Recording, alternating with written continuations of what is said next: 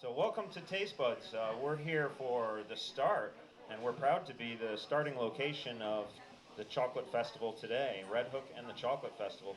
Who's here because of the Chocolate Festival? Yay, thank you so much. Can everybody hear me okay? Okay. So yeah, we're just a little community place here, so it's crowded, and I'm sorry if you're uncomfortable for that, but we should just celebrate and being together here today.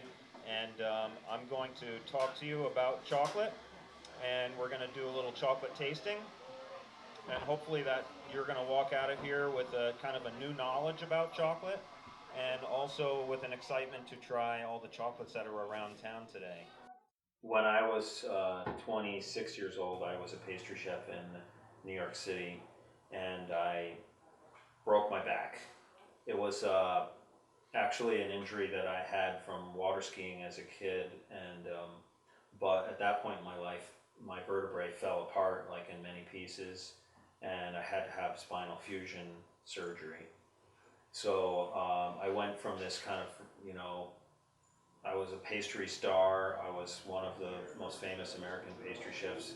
And next thing I know, I'm, in a hospital bed, feeling like two trucks are pulling me in half. And my roommate was this old man, and in the most severe pain in the first day.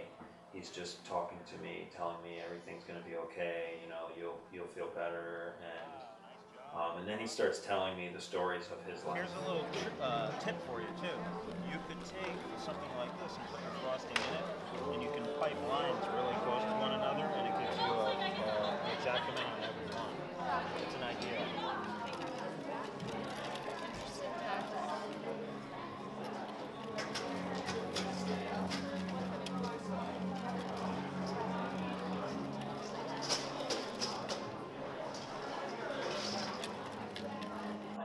His name was Meyer Fennig, and he supposedly was in the first brigade in Poland that was attacked at the beginning of World War II. He had 80 men.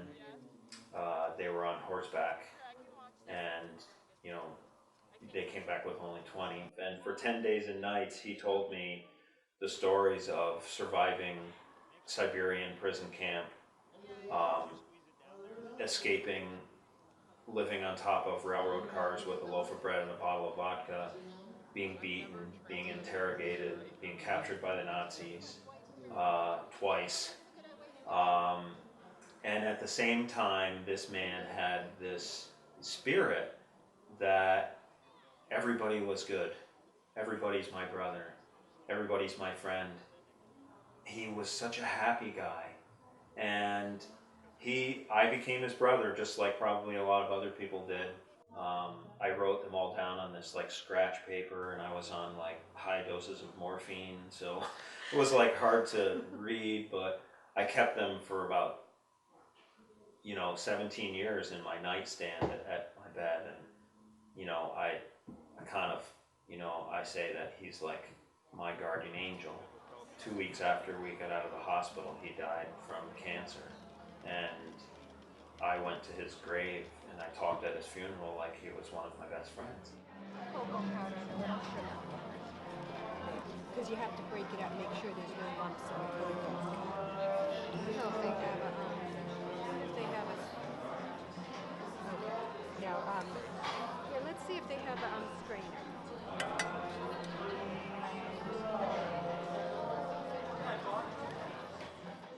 At the same time, when you get depressed about it, I think that's why it's so important for us to be happy about things and do things together and as a community, and teach our kids how to be good citizens, because that's what's going to make the world better. And no matter how dark it is, there's always some light.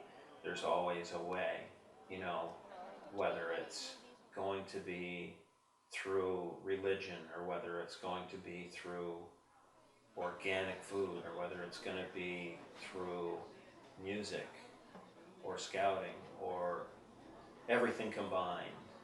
Um, I think that that's my part. I want to look for the happy, cheerful, good things, and to help people be together. So that's the story I wanted to tell you. Yes, it was the sunny side of life, and everyone knew their friend was sunny. If you met him, you knew you had a friend, and he tracked your life like he was an angel. Uncle Sonny lived till